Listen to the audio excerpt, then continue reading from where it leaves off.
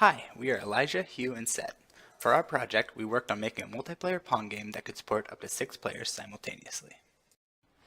This required us to work on both the client and server side in order to distribute the game to various computers and allow them to all play together. Initially, we attempted to have the game logic and state determined by each client individually, with the server simply combining and sending the combined states back to the clients. This ended up being difficult to accomplish, and after some research, turned out not even to be how multiplayers are constructed in reality. So we changed our approach and opted to have the server perform almost all the game logic and updating, while delegating the clients to be simple, dumb receivers that just reflected whatever information was provided to them by the server. This solved the issue of there being multiple possible states, since every client receives the same game state from the server and shows it immediately. Another issue we faced that was brought to our attention during our final demo was that we had mistakenly had each client's paddle being updated on the client side as opposed to the server side. This was bad because it meant it was possible for a state to occur in which it appeared on the client machine that they had hit the ball with their paddle, but where the server had actually decided that the collision had not happened. This could occur if the game state was updated by the server and sent to the client before the server had actually received the paddle position from whichever client it was that was about to hit the ball. This could occur for a number of reasons, ranging from the client having a poor connection to the server updating right before it received the new paddle position from the client.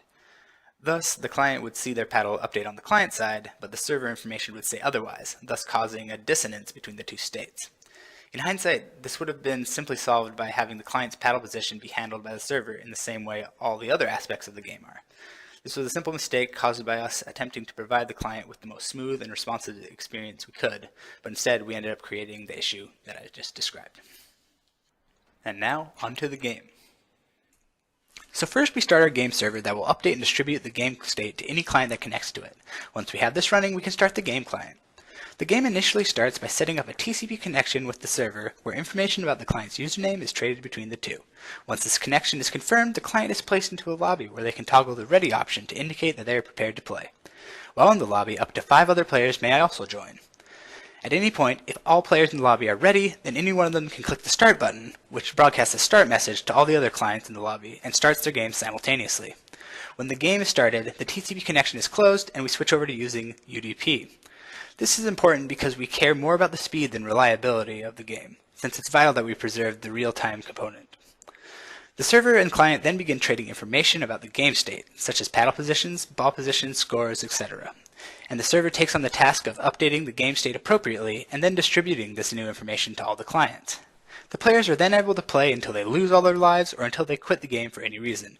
We ensured that regardless of how a player exits the game, that both the TCP and UDP sockets are closed on both sides, client and server, so that they will not be improperly left open. Ultimately, our project taught us a lot about how to deal with networking between a client and server, where a real-time component is the most important aspect of the application. One takeaway for us was that, in hindsight, it probably would have been more beneficial for us to work on and specify the server component more thoroughly at the beginning, and then building the clients to meet the needs of the server, instead of the strategy we actually used of building the lobby, game, and server all alongside each other.